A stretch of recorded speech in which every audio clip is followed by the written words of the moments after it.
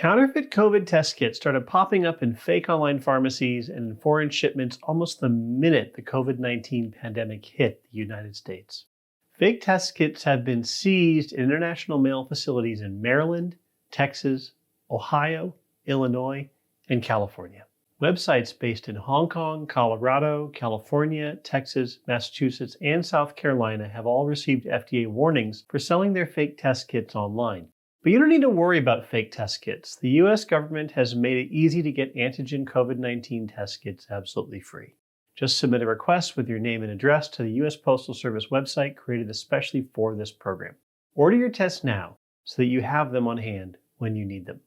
If you need more test kits, your safest source is either your local community pharmacy, your local health department, or the website of a real bricks and mortar pharmacy. Don't get cute trying to get a discount from an overseas website. Criminals outside the US have a 2-year head start making perfect-looking fake tests like this one. For more information on how to avoid fake tests and other COVID scams, visit our website below. If you want to stay updated about new episodes, click the subscribe button. We do a new episode every week about counterfeit medicines.